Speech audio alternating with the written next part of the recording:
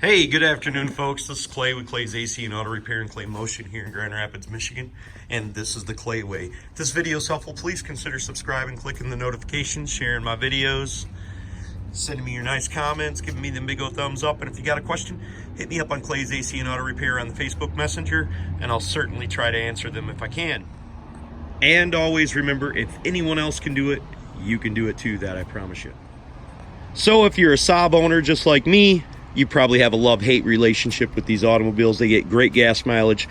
Generally, they're very, very reliable. Transmissions don't go out, engines don't blow up, and stuff like that. If you're one of the lucky ones, and I'm apparently one of the lucky ones, knock on wood. But you may have experienced some runnability issues. Now, a lot of times, I'm just going to tell you, these ignition modules on the older models like mine go bad. In this situation, I'm going to show you something real quick that was probably shorter to find than my intro was to listen to me talk. These tubes come disconnected, and that's because they break. So what you're going to do, you're going to grab yourself a T25 Torx, and you're going to remove all the screws.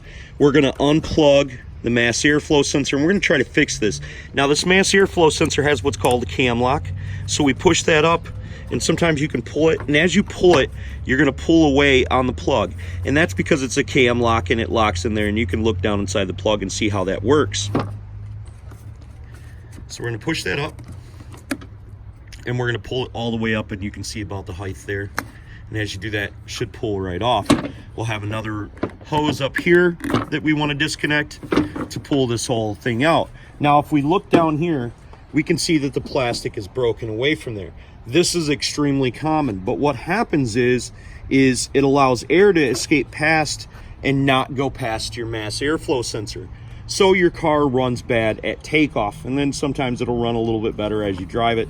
I drove this car about 50 miles this morning with that unhooked. But we're gonna try to resolve this problem without replacing the part, because finding these parts is rather difficult. So we're gonna go ahead and get a screwdriver out, and we're gonna take off the snorkel. So looking right down here, we're going to see a flathead screw. That's either a 7 or 8 millimeter screw itself, so you could use a socket. And I'm going to remove that clamp right there, and then we'll be able to pull the rubber grommet off of there.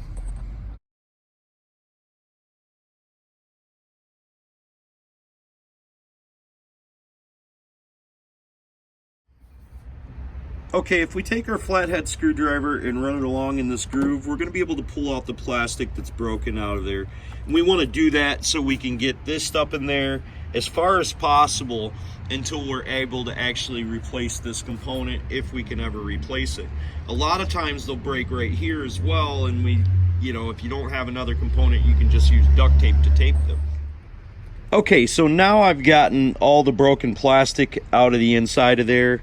I also kind of just flipped this over and ran this down like that and was able to pull it out of there. Now hopefully when I go to put this back in there, it inserts a little bit better. Now, so I can get it in there as far as I can, I'm going to take this little nipple off of here, which was the locating dowel. But I don't think gluing this or doing anything is going to do me any good. It's kind of just a piece of trash. Maybe we could find something at the hardware store to glue on here. It'll stick inside there. So I ground my little nipple off, and now I've got my rubber sat back on there, and I can push it down, and hopefully we can put it on and give this tube a couple more months of life before we have to replace it with another one that we find at the junkyard that's going to do the exact same thing.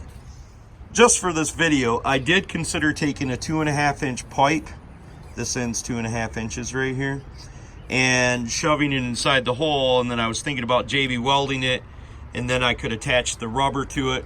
Of course, you would have to cut this down, but that's just a thought for you guys that maybe are experiencing a little bit different scenario than what I've got. Now all we got to do is make sure that our clocking is correct where our notch is supposed to be, and we push that all the way past there.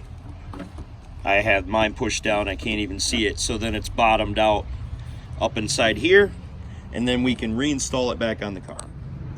Okay, to get my air filter cover on, I took off the hose right here prior to the mass airflow sensor to get it slipped down underneath there. Then that way I didn't risk breaking the neck that I just repaired. Now I'm going to slip this back on, plug in my mass airflow sensor, and I'm all done. Hopefully you guys found the video informative and I've put a little bit of life back into your old Saab. God bless you folks. Remember, don't be the next of them, be the first of you, and if anyone else can do it, you can do it too. Please consider subscribing, clicking the notifications, sharing my videos, reaching out to me on Clay's AC and Auto Repair on the Facebook Messenger.